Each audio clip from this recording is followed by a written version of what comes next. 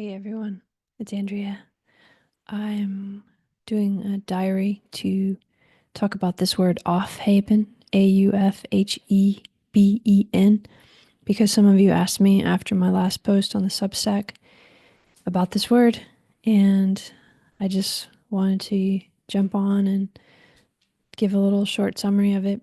It's a word in German that Hegel uses, and I love it because it has a lot to do with this hold the paradox idea, which I talk about a lot, because this word can mean to lift up, but also to suspend. It's often translated as sublate.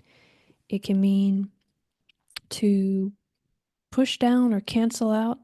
It can mean to transcend. It can mean to keep going. It can mean a lot of different things, but I think if you've noticed, overall it has a lot to do with movement. And this kind of movement of what Ian McGilchrist and I talk about as a spiral, but what often gets discussed in cognitive science and philosophy and neuroscience as a loop.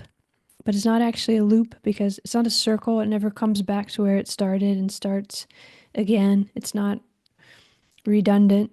There are a lot of redundant regularities in this movement, in the same way that there are a lot of redundant regularities if you push up or push down or move to the side. And this Aufheben has this feeling of this constant movement, but you're coming back to where you started, but it's not the same place. That's a T.S. Eliot sort of line, coming back to where you started and knowing it for the first time. But I think it also has to do with the Fitzgerald quote that I like to use of holding two seemingly contradictory ideas in mind at once. For me, this word Aufheben is one reason I tried to learn German, moved to Berlin, and when I was studying Hegel, which is a while ago now, when I went to Humboldt, the university where he studied, and because this idea of Aufheben for me is a very, it's like hold the paradox, but in one word. Because in a way, you're having to hold these contradictory movements at once, but you're also moving yourself. And I feel like this is the way life is. We do have right and wrong. We do have these different distinctions and contrasts. However, those are dynamic, moving processes that we've used terms to define in their contrasts. So how do we hold all that at once? How do we hold all that at once? How do we realize we're part of that even as it's happening? For me, this is a kind of off haven.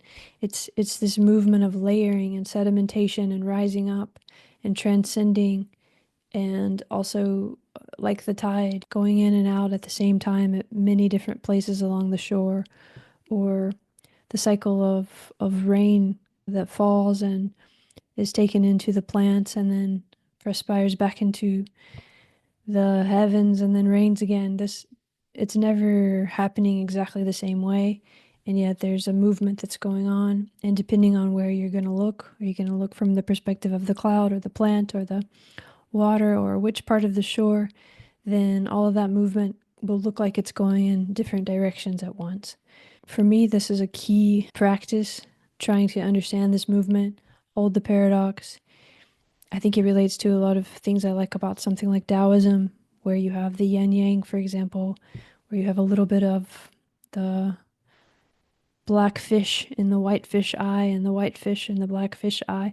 And these are in a constant state of movement. I think you can find this pattern in a lot of different things, from the poetry of Blake to the philosophies of a lot of people I've had on Love and Philosophy to talk about this with. So Aufheben just is this German word which means that it's often translated as sublation, or you've probably heard of it as dialectic, where you have a thesis and an antithesis and a synthesis. This is all rather cartooned version of what I think Hegel tries his best to describe without describing. So you have to read him as a practice, because especially phenomenology of spirit and some of the last parts of science of logic, you really feel Aufheben. It can't be said in words because it's dynamic and it's all these things at once. So some of the best literature, poetry, philosophy, in my opinion, shows us how to do this, how to let things be contrasting and opposite, and at the same time held in something that's larger than them. So that's my impromptu Aufheben introduction in response to those of you who wrote to me and asked for it. Thank you so much for asking for that. And thanks for reading the Substack. And thanks for listening to the podcast and reading my books and all these other things, talking to me about this. I learned a lot from you and from having to answer the questions. So thank you. I hope you're doing well and that whatever seems hard today, you can realize it's one part of this movement. You can hold it alongside whatever you might think of as its opposite. See what space is holding both of those. And usually you can find some connection to what we mean by love in that space.